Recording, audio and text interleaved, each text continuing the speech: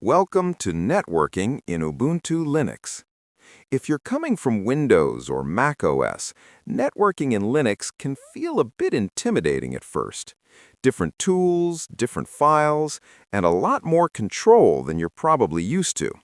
The good news is, Ubuntu makes this much easier with modern tooling like NetPlan and NetworkManager.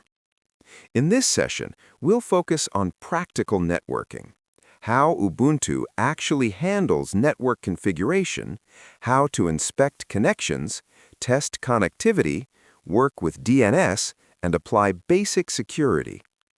By the end, you should be comfortable navigating Ubuntu networking both from the terminal and at the configuration level.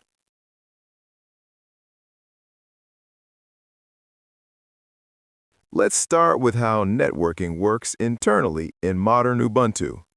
From Ubuntu 24.04 onward, NetPlan is the default network configuration layer.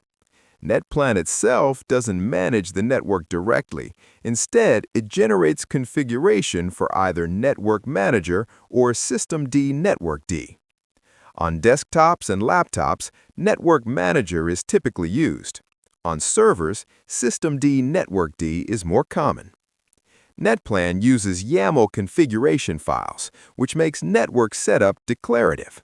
You describe what you want, DHCP, static IPs, bridges, bonds, and NetPlan handles the rest. One important thing to remember, YAML is strict. Indentation matters. A single misplaced space can break your network, so always edit carefully. NetPlan acts as a single entry point for configuring networking in Ubuntu. Whether you're setting up a simple DHCP connection on a laptop or building a more complex server setup with multiple interfaces, NetPlan keeps everything consistent. The real power here is readability. Instead of scattered commands or legacy config files, everything lives in structured YAML files under etc/netplan. Once configured, NetPlan translates that into back-end specific instructions and applies them cleanly. This design reduces configuration drift and makes networking far more predictable, especially important in production environments. Ubuntu provides several modern command line tools for inspecting and managing networking. First is the IP command. This replaces older tools like ifconfig and route. With IP, you can view interfaces, IP addresses, routing tables, and link states. Next is SS, which is used for socket statistics. It's faster and more accurate than netstat and is ideal for checking listening ports and active connections. Finally, there's NMCLI, the command line interface to NetworkManager. This is especially useful on headless systems or servers where you still rely on NetworkManager. Together, these tools form the foundation of everyday Linux network troubleshooting.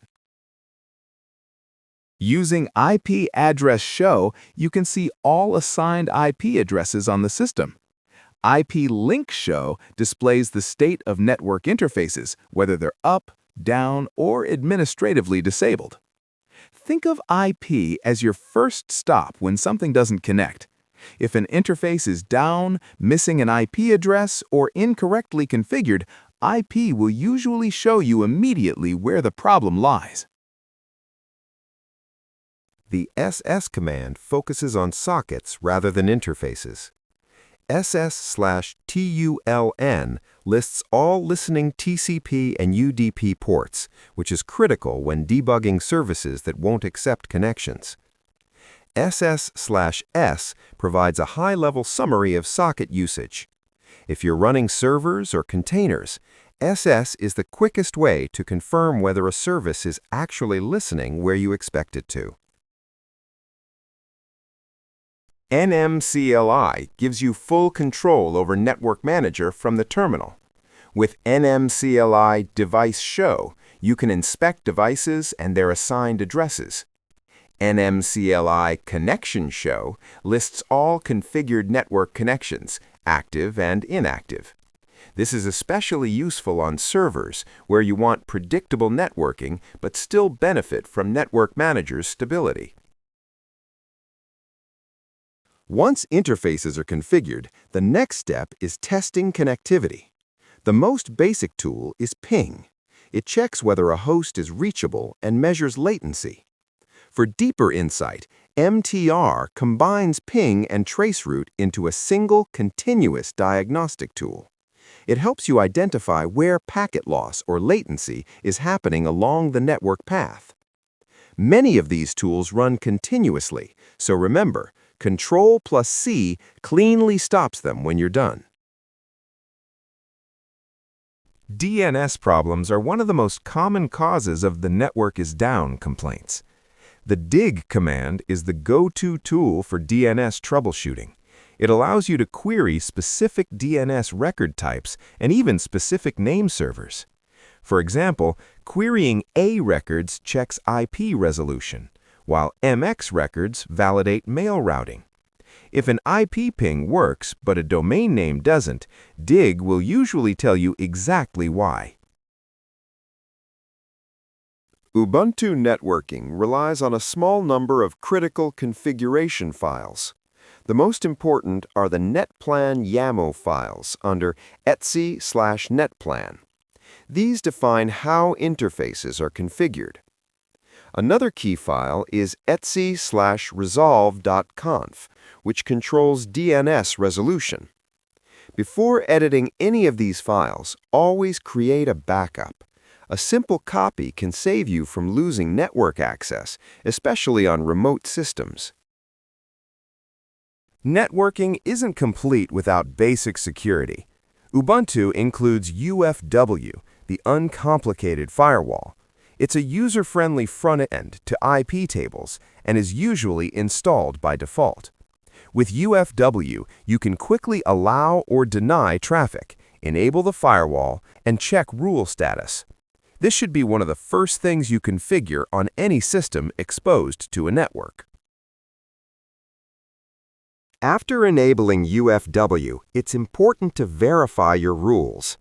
Sudo UFW status verbose shows active policies, open ports, and allowed services. One critical rule: if you're connected over SSH, always allow SSH before enabling UFW. Skipping that step is a classic mistake and an easy way to lock yourself out. When networking breaks, keep troubleshooting simple and systematic. Start with physical connections, cables, and Wi-Fi. Confirm you have an IP address using IP-ADDR show. Test raw connectivity with an IP address, then test DNS with a host name. And when in doubt, restarting NetworkManager can often clear transient issues. Finally, let's look at a practical lab, setting a static IP using NetPlan. This is common on servers, lab environments, and fixed infrastructure. The process is simple. Edit the NetPlan YAML file, apply the configuration, and verify the assigned IP. Once you're comfortable with this, you've crossed an important milestone in Ubuntu networking.